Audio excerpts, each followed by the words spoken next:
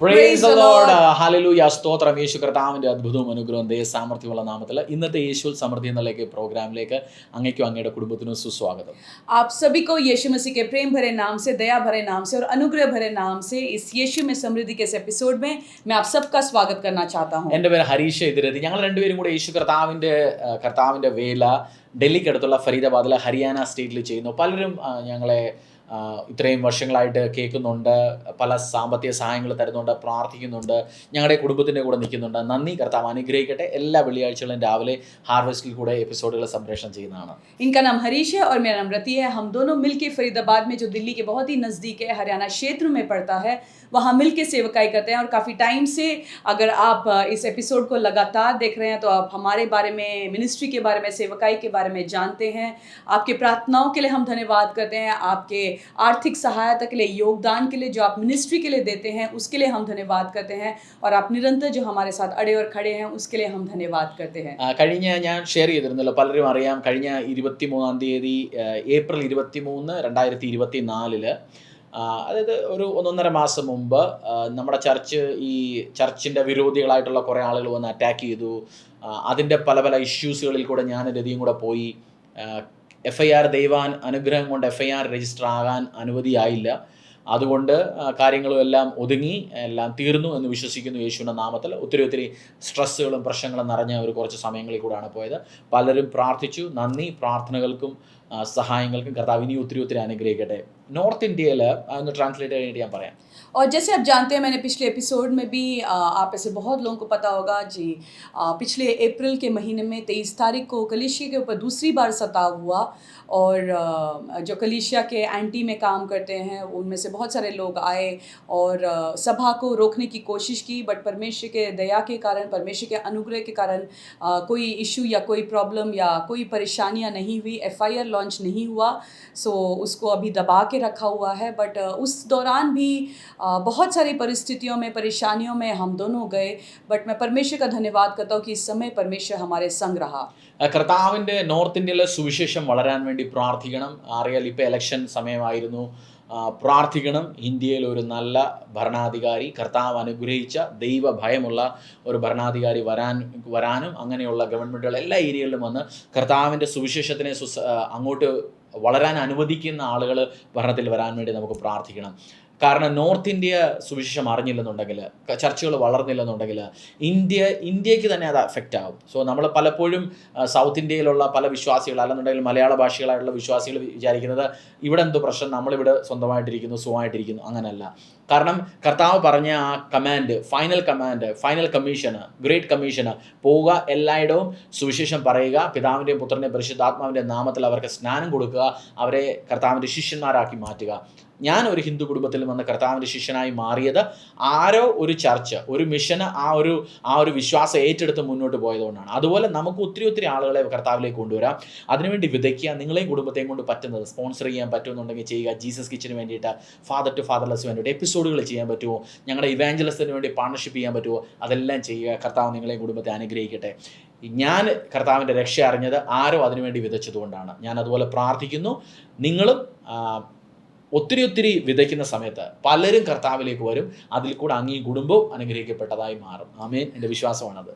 North India के लिए आपने लगातार प्रार्थना करते रहना है. और जैसे आप जानते हैं कि अभी जो हाल ही में जो इलेक्शंस हुए हैं, जो चुनाव हुए हैं, आपने प्रार्थना करते रहना है कि परमेश्वर जो तेरा भय मानने वाले और तेरे लोगों के लिए जो कार्य करेगा, ऐसे एक अगुआ जो है हमारे लिए परमेश्वर नियुक्त करेगा. सो हमने लगातार अगुओं के लिए प्रार्थना करना है कि सही लीडर जो है वो खड़ा होगा, ताकि मसीह भाई बहनों के लिए कोई दिक्कत ना हो, प्रचार के लिए या सुसमाचार के लिए कोई इश्यूज़ ना हो. सो उसके लिए आपने लगातार प्रार्थना करते रहना है, क्योंकि सताव का जो रेट है वो बहुत ही ज़्यादा बढ़ते जा रहा है हर कलीसिया में, और नॉर्थ इंडिया में स्पेशली बहुत ही ज़्यादा है. सो इसीलिए आपने लगातार प्रार्थना करते रहना है. आप जो साउथ इंडिया में बैठे या कहीं और बैठे हैं, आपको लगता होगा कि हम क्यों नॉर्थ इंडिया के लिए प्रार्थना करें. बट मैं आपको ये कहना चाहता हूँ कि नॉर्थ इंडिया के लिए आपने प्रार्थना करना है, क्योंकि परमेश्वर का वचन यहाँ में तेज़ी से फैले. क्योंकि नॉर्थ इंडिया में अगर एक बेदारी ना आए, वो पूरे भारत को जो है, पूरे भारत पे वो असर डालेगा। इसीलिए हमने प्रार्थना करना है कि नॉर्थ इंडिया में परमेश्वर का बड़ा कार्य हो, उसके लिए आपने निरंतर प्रार्थना करते रहना है। आप जहाँ कहीं भी बैठे हैं, आप अपना योगदान के साथ, अपने प्रार्थनाओं के साथ आप हमें भी प्रार्थना में रखिए। जैसे पास्टर ने बताया कि वो खुद एक ऐसे कलीसिया में, जो एक हिंदू परिवार से आए, बट एक कलीसिया में जब वो गए, वहाँ पे उन्होंने प्रभु यीशु मसीह को जाना। किसी कलीसिया ने, कुछ व्यक्तियों ने उस कलीसिया में बोया, उस मिशन वर्क के लिए बोया, उस कारण वो प्रभु में आए, और उसी कारण आज हम लोग मिलकर भी प्रचार कर रहे हैं। आपका बोना, आपकी प्रार्थनाएं कभी व्यर्थ नहीं जाती है। और यीशु मसीह ने में जाते जाते अपने चेलों से बोला, जाओ और सुसमाचार को फैलाओ। जो ग्रेट कमीशन है, जो बहुत बड़ा जो एक कमांड परमेश्वर ने अपने चेलों को दिया था कि जाओ और सुसमाचार को फैलाओ और पिता पुत्र पवित्र आत्मा के नाम पे लोगों को बपतिस्मा दो। उसी के ऊपर हमने अड़े और खड़े रहना है। हमें सुसमाचार को फैलाना है और लोगों को बपतिस्मा देना है, प्रभु के बारे में लोगों तक पहुंचाना है। നമുക്ക് ഡാനിയൽ, ബുക്ക് ഓഫ് ഡാനിയലിൻ്റെ പുസ്തകത്തിൽ നിന്ന് കുറച്ച് കാര്യങ്ങൾ പഠിക്കാം. ഇനി വരുന്ന ദിവസങ്ങളിൽ നമ്മളൊരു 5-6 എപ്പിസോഡുകൾ ഡാനിയലിൽ നിന്നായിരിക്കും പഠിക്കാൻ പോകുന്നത്. ഒരു പേനയും പുസ്തകവും എടുത്തിരിക്കുക, പല പല കാര്യങ്ങൾ നോട്ട് ചെയ്യാം. ഈ സമയത്ത് കർത്താവ് നിങ്ങളോട് സംസാരിക്കുമെന്നാണ് എൻ്റെ വിശ്വാസം. और अगले कुछ एपिसोड में हम दानियल की किताब से पढ़ेंगे। जैसे आप इस एपिसोड को सुन रहे हो और आगे आने वाले हफ्तों में जब सुनेंगे, आप एक पेन के साथ, एक नोटबुक के साथ ज़रूर बैठिएगा, क्योंकि ये समय होगा सीखने का, परमेश्वर के वचन को, और आगे बढ़ने का समय। ഡാനിയലിൻ്റെ അധ്യായം, ഒരു ഡാനിയൽ 1:8 നമുക്കൊന്ന് പഠിക്കാം, 8-9 പഠിക്കാം. അത് കഴിഞ്ഞിട്ട് നമുക്ക് കുറച്ച് കാര്യങ്ങൾ ഡിസ്കസ് ചെയ്യാം. എന്നാൽ രാജാവിൻ്റെ ഭോജനം കൊണ്ടും അവൻ കുടിക്കുന്ന വീഞ്ഞു കൊണ്ടും തന്നെത്താൻ അശുദ്ധമാക്കുകയില്ല എന്ന് ദാനിയേൽ ഹൃദയത്തിൽ നിശ്ചയിച്ച് തനിക്ക് അശുദ്ധി ഭവിപ്പാൻ ഇടവരുത്തരുതെന്ന് ഷണ്ഡാധിപനോട് അപേക്ഷിച്ചു. ദൈവം ദാനിയേലിന് ഷണ്ഡാധിപൻ്റെ മുമ്പിൽ ദയയും കരുണയും ലഭിപ്പാൻ ഇടവരുത്തി. ഷണ്ഡാധിപൻ ദാനിയേലിനോട്, നിങ്ങളുടെ ഭക്ഷണവും പാനീയവും നിയമിച്ചിട്ടുള്ള എൻ്റെ യജമാനായ രാജാവിനെ ഞാൻ ഭയപ്പെടുന്നു. ഉണ്ട്, എന്നാലും ഈ 2-3 വചനം ഒന്ന് പഠിച്ചിട്ട് ഞാൻ അതിൻ്റെ കാര്യങ്ങളൊന്ന് പറഞ്ഞ് നമുക്ക് അങ്ങോട്ട് മുന്നോട്ട് പോകാം. दानियल 1 के 8 और 9 में ऐसे लिखा है, परंतु दानियल ने अपने मन में ठान लिया कि वह राजा का भोजन खाकर और उसके पीने का दाख मधु पीकर अपवित्र न होए। इसीलिए उसने खोजे के प्रधान से विनती की कि उसे अपवित्र न होना पड़े। परमेश्वर ने खोजों के प्रधान के मन में दानियल के प्रति कृपा और दया भर दी। ഹല്ലേലൂയ. ഈ ഡാനിയലിൻ്റെ അധ്യായം തുടങ്ങുന്നത് ഡാനിയലും ഡാനിയലിൻ്റെ കുറച്ച് കൂട്ടുകാരെ ഷദ്രക്, മെശക്, അബേദ്നെഗോ, ഇവരെല്ലാം പ്രഭുക്കന്മാരായ അല്ലെങ്കിൽ നല്ല വീടുകളിൽ ജനിച്ചു വളർന്ന പഠിത്തമുള്ള, കാണാൻ കൊള്ളാവുന്ന സുന്ദരന്മാരായ പയ്യന്മാർ, 16, 17, 18 വയസ്സൊക്കെ ആയിരിക്കും. അവരെ ബാബിലോണിയൻ രാജാവായ നെബൂഖദ്നേസർ പിടിച്ചു കൊണ്ടുപോയി. ഒത്തിരി പേരെ കിങ് കൊണ്ടുവന്നു. പക്ഷേ കുറേ ആളുകളെ, രാജാക്കന്മാർ പോകുന്ന ഒരു ദേശത്ത് കുറേ ആളുകളെ പിടിച്ചോണ്ട് പോകും. അതെല്ലാ രാജാക്കന്മാരും കുറേ പയ്യന്മാരെ, അല്ലെങ്കിൽ നല്ല നല്ല പഠിത്തമുള്ളവരെ, ടെക്നോളജി അറിയാവുന്നവരെ, എഞ്ചിനീയർമാരെ, ഡോക്ടർമാരെ, അവരെ ഒന്നും കൊന്നു കളയത്തില്ല. അവരെയൊക്കെ പിടിച്ചുകൊണ്ട് വന്നിട്ട് അവരുടെ ഭാഷയും അവരുടെ അഡ്മിനിസ്ട്രേഷനും വേണ്ടി റൂൾ ചെയ്യാൻ വേണ്ടി അവരെ ട്രെയിനിങ് കൊടുക്കും. അങ്ങനെ പിടിച്ചുകൊണ്ട് വന്ന പയ്യന്മാരാണ് ഇവർ.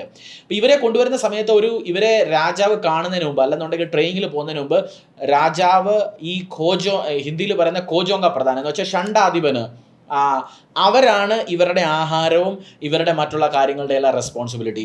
ഇവനെ അവരുടെ മുന്നിൽ കൊണ്ടുവന്ന സമയത്ത് ഡാനിയലിന് ആഹാരം കൊടുത്തുകൊണ്ടിരുന്ന ചിലപ്പോൾ പന്നി ഇറച്ചി ആയിരിക്കാം, അല്ലെങ്കിൽ കുതിരയുടെ ഇറച്ചി ആയിരിക്കാം, അല്ലെന്നുണ്ടെങ്കിൽ അവർ കഴിക്കാതെ വല്ല പാമ്പിൻ്റെ ഇറച്ചി ആയിരിക്കാം. അവർ കഴിക്കുന്ന ഇറച്ചിയും കാര്യങ്ങളും ഒക്കെയാണ്.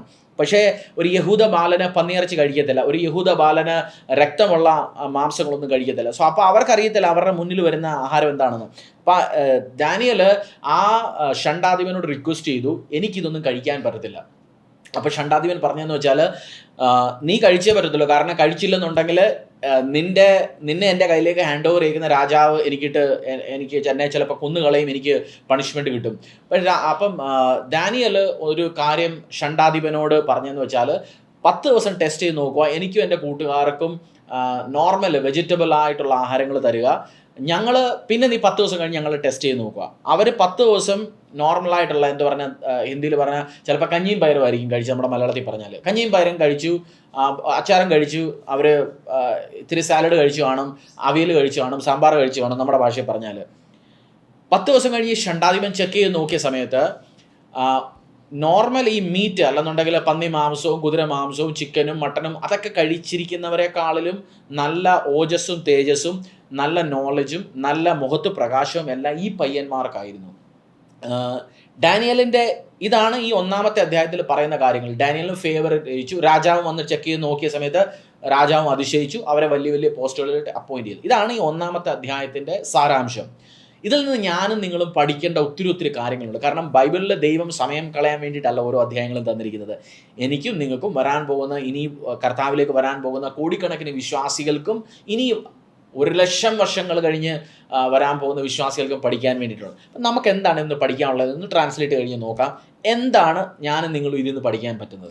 और दानियल का एक अध्याय जब आप पढ़ेंगे, वहाँ पे जब राजा एक युद्ध में से जीत कर आया था, आप जानते हैं जब राजा युद्ध एक शहर को जीत के आता है, एक राज्य को जीत के आता है, तो वहाँ से सामानों को लेके आता है, और वहाँ के अच्छे जो लड़के होते हैं, जो समझदार हैं, पढ़े लिखे हैं, उनको वो लोग मारते नहीं थे, बट उनको अपने राज्य में लेके आते थे और अपने राज्य में अलग अलग क्षेत्रों में उनको कार्यों को देते थे, उनको ट्रेनिंग दिया जाता था. सो जो समझदार होते हैं, बुद्धिमान होते हैं, देखने में अच्छे होते हैं, राजा उन लोगों को लेके आता था अपने क्षेत्र में और उनको ट्रेनिंग दिया जाता था ताकि वो उनके राज्य को संभाल सके.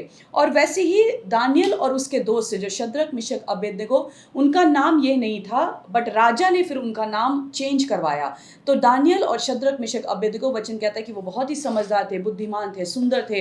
उन लोगों को राजा लेके आया और उनको ट्रेनिंग में डालना शुरू किया, क्योंकि राजा अपने राज्य के लिए उनको ट्रेन करना चाहता था, उन लड़कों को इस्तेमाल करना चाहता था अपने कार्यों के लिए. सो जो खोजों का प्रधान था, उसको उन लड़कों के ऊपर उसको प्रधान किया, और खोजों के प्रधान ने उसका जो डाइट चार्ट तैयार किया.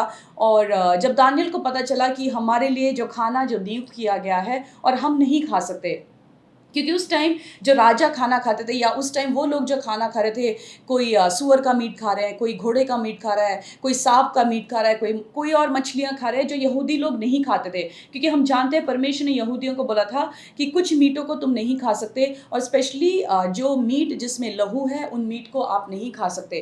तो दानियल को पता था कि जब भोजन आएगा, हमें पता ही नहीं चलेगा कि क्या खाना हमें खिलाया जा रहा है, कौन सा मीट हमें खिलाया जा रहा है. तो दानियल ने खोजों के प्रधान से बोला कि मैं आपसे एक रिक्वेस्ट करता हूँ, हमें सिर्फ साग पात दो, हरी भरी सब्जियाँ दो, क्योंकि हम मीट नहीं खा सकते, या राजा का जो भोजन है वो हम नहीं खा सकते, क्योंकि हमारे विश्वास के अकॉर्डिंग वो मना है. तो खोजों के प्रधान ने बोला नहीं, मैं ऐसे नहीं कर सकता, क्योंकि 10 दिन के लिए जब तुम्हें खाना दिया जाएगा या तुम्हें टेस्ट किया जाएगा, ट्रेन किया जाएगा, अगर तुम कमज़ोर पाए गए तो मुझे डांट मिलेगा और मुझे पनिशमेंट मिलेगा.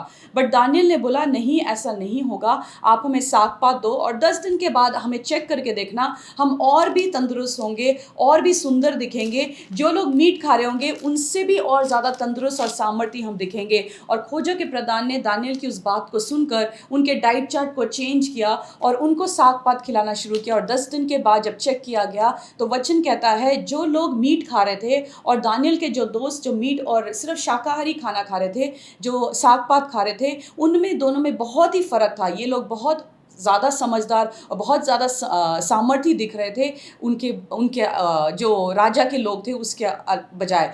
तो जो दानियल का एक अध्याय हम पढ़ेंगे, परमेश्वर हमसे भी बहुत सारी चीज़ें इसमें से बात कर रहा है. आपने ये समझना, बाइबल में कोई भी ऐसा चीज़ लिखा नहीं है जो आपके और मेरे लिए यूज़फुल ना हो. सो जो भी लिखा हुआ है हम उसमें से कुछ सीख सकते हैं. दानियल के उस विश्वास के बारे में सीख सकते हैं. दानियल ने जो कॉम्प्रोमाइज़ नहीं किया, वो उस मीट को खा सकता था बट उसने नहीं किया, वो हम सीख सकते हैं. सो सीखेंगे दानियल के एटीट्यूड के बारे में. ഡാനിയൽ കോംപ്രമൈസ് ചെയ്തില്ല വിശ്വാസത്തിൽ. നമ്മൾ ഹിന്ദിയിൽ ഒരു പറച്ചിലുണ്ട്, ജാനെ തോ ജഹാനെ, എന്ന് വെച്ചാൽ ജീവനുണ്ടേലല്ലേ എന്തും ചെയ്യാൻ പറ്റത്തുള്ളൂ. പലപ്പോഴും അത് ഈ കണ്ടെക്സ്റ്റിൽ അത് ശരിയാകത്തില്ല. കാരണം നമ്മൾ കോംപ്രമൈസ് ചെയ്യും. പല ആളുകളും പറയും നീ ജീവിച്ചിരുന്നാലല്ലേ, നീ മരിച്ചു പോയാൽ എന്തോ ആവും. രാജാവ് അത് പറയും. ഇപ്പോൾ അഡ്ജസ്റ്റ് ചെയ്ത് പോവുക എങ്ങനെയാണെന്ന് വെച്ചാൽ, സ്കൂളിൽ അഡ്ജസ്റ്റ് ചെയ്ത് പോവുക, കോളേജിൽ അഡ്ജസ്റ്റ് ചെയ്ത് പോവുക, ഓഫീസിൽ അഡ്ജസ്റ്റ് ചെയ്ത് പോവുക. ഒരു പെങ്കൊച്ചായിരിക്കും, ഓഫീസിൽ ജോലി ചെയ്യുമായിരിക്കും.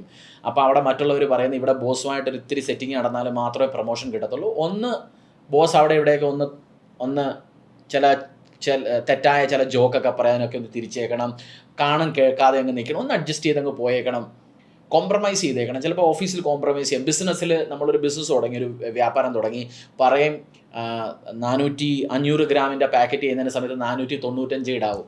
അല്ലെന്നുണ്ടെങ്കിൽ നമ്മൾ ഹിന്ദിയിൽ പറയും ദാൽമേ നമക്ക് മിലാന, എന്തോ ദാൽമേ ആട്ട മിലാന, ഒരു പറച്ചിലില്ലേ, എൻ്റെ അർത്ഥം എന്തോ പറയുന്നത്, ദാൽമേ നമക്ക് മിലേഗതോ ചലേഗ, ഒരു ഇതെന്ന് വെച്ചാൽ കള്ളത്തരം കാണിച്ചു, കുറച്ച് അഡ്ജസ്റ്റ് ഒക്കെ ചെയ്തു പോകണം. അതൊക്കെ നമ്മൾ ലോകത്തിൽ നിന്ന് പഠിച്ച പല പല കാര്യങ്ങളുമാണ്. നമ്മുടെ അച്ഛനും അമ്മയും പഠിപ്പിച്ചു, കൂട്ടുകാർ പഠിപ്പിച്ചു, വീട്ടുകാർ പഠിപ്പിച്ചു, നാട്ടുകാർ പഠിപ്പിച്ചു, ഓഫീസിൽ പഠിപ്പിച്ചു. പക്ഷെ അതൊക്കെ മാറ്റി വിശ്വാസത്തിൽ കോംപ്രമൈസ് ചെയ്യരുത്. വിശ്വാസം നമ്മളെ പഠിപ്പിച്ച കാര്യങ്ങൾ കോംപ്രമൈസ് ചെയ്യരുത്. ആളുകൾ എന്ത് പറയുന്നു, നാട്ടുകാരെന്ത് പറയുന്നു, വീട്ടുകാരെന്ത് പറയുന്നു നോക്കരുത്. വിശ്വാസത്തിൽ അടിയുറച്ച് നിൽക്കുക. എന്നാൽ മാത്രമേ ഡാനിയലിനെ പോലെ നെക്സ്റ്റ് ലെവലിലേക്ക് നമുക്ക് പോകാൻ പറ്റത്തുള്ളൂ. और दानियल के इस अध्याय से हमें एक चीज़ ये भी सीखने को मिलता है कि हमें अपने विश्वास में अड़े और खड़े रहना है, हमें कॉम्प्रोमाइज़ नहीं करना है।